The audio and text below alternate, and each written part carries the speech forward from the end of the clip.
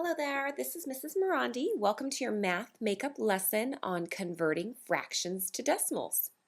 So in this lesson today, you are going to learn how to divide any fraction to create a decimal. So to get started, let's first review what a fraction is and the vocabulary in our fraction. The top of our fraction is our numerator, and the bottom of our fraction is our denominator. This dividing line in the center tells us that we divide the numerator into the number of groups in the denominator. It's essentially a division problem. The numerator is the same thing as a dividend, and the denominator is the same thing as a divisor. It tells you how many groups you're dividing it into. When you divide a dividend and a divisor, you get a quotient, which is an answer to a division problem. So this is how we would set up dividing our fractions. We are going to divide the dividend, or the numerator, by the divisor, or the denominator, and we'll get an answer. Let's look at the different kinds of fractions that we work with. You have a proper fraction where the numerator is smaller than the denominator. This means you have less than a whole group. We're going to take a look at a picture of that on the next page. An improper fraction is where the numerator is the same or larger than the denominator.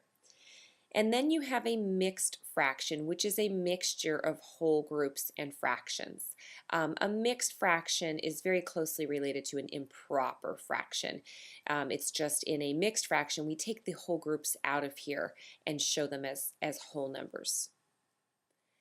So this first picture, this is an example of an improper fraction. The numerator is the same as the denominator. When you have 4/4, you can see that this whole thing is shaded in.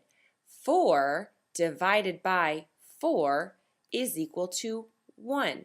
So when you have a whole fraction shaded in, it is equal to 1 whole. You've divided your numerator by your denominator. Since it is exactly 1 whole, there is no decimal associated with this problem. In this problem, you have a whole group, but then you also have a fraction part right here. To name this fraction, you have 1 and 1/4. I purposely chose these fractions because they're divided into 4 quarters or 4 pieces. When you think about money, there are 4 quarters in a dollar. So if each one of these sections represented 1/4 or 25 cents, you would have a whole dollar right here, and then this is 1/4 of a dollar, which is 25 cents. And I did that so that you can see that $1.25 you would write like this, 1.25. This is what 1 1/4 looks like as a decimal. You have 1 whole group, and if you divide this 1 by 4, you would get the decimal 0.25. We're going to practice more of those on the next page. So you can see when you have a mixed fraction like this, your answer is going to be made up of some whole groups and some decimal parts. Whereas down here where you just have 1/4 or one of these quarters shaded in, 1/4 is the value of 25 cents. So you would see that my decimal for 1/4 is less than 1 whole. It just gives me a decimal number. This is going to let you estimate your fractions when you are trying to turn them into decimals. If you have a mixed fraction, you know that you're going to have a decimal with a whole number in it. If you have a improper fraction, you're going to have a decimal with a whole number in it. And if you have a good old proper fraction, your answer will just be a decimal. On this page, we have 2 proper fractions that we are going to convert to a decimal. 1/2 means 1 divided into groups of 2. So I'm going to take the number 1 and divide it by 2. Now we know that this is going to be less than 1, so I can't get whole groups of 2 out of here. So what I need to do is I need to show my decimal after the number 1. This 1 in here, this is a whole number 1. So our decimal is just to the right of it. So we can place a decimal there, and by putting a 0 in the tenths place, we don't change the value of that number because it's a 0 there. It has no value. But when we place the 0 there, put our decimal on the line, we now have a number that is divisible by 2. 10 divided by 2 is 5. Now I multiply, I subtract, and I get no remainder, and I have nothing to bring down. So 1/2 written as a decimal is 0.5. Or you can show this as 0.5. That's another way to write the decimal. Again, there's a 0 here, so there's no value in this ones place. 1/2 is less than a whole. 0.5 has no whole numbers in it. It is less than a whole. Think of what half a dollar looks like. Half of a dollar is 50 cents, which again, I can put a 0 here and not change the value, and you can see that this is 50. Next, we're going to convert the proper fraction 3/5 to a decimal. I'm going to divide 3 divided by 5. Again, in the number 3, my decimal is right here.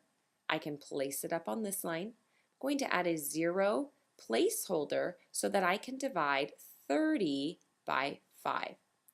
30 divided by 5 is 6. This is equal to 30. Subtract, and I have no remainder. So 3/5 written as a decimal is equal to 0.6, which can also be written as 0.6.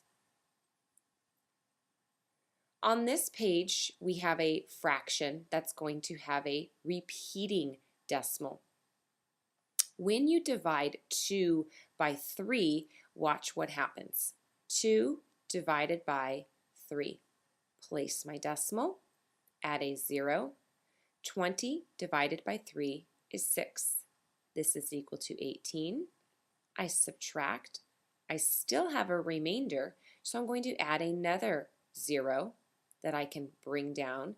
Again, I can add as many zeros as I want and it won't change the value because a 0 has no value. So in this place value, no matter how many zeros I add, it won't change the value of that number 2.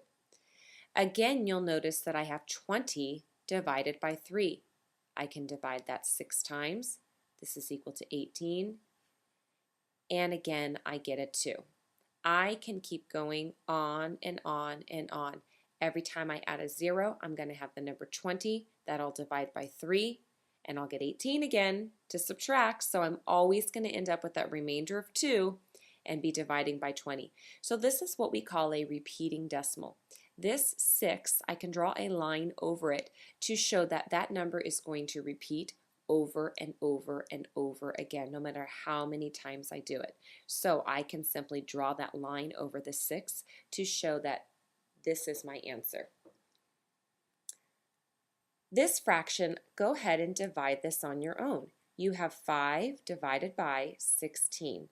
Pause the video and unpause when you're and welcome back. So make sure that you have set this up dividing 5 by 16. This is a proper fraction. You will not get a whole number in your answer because this is less than one whole.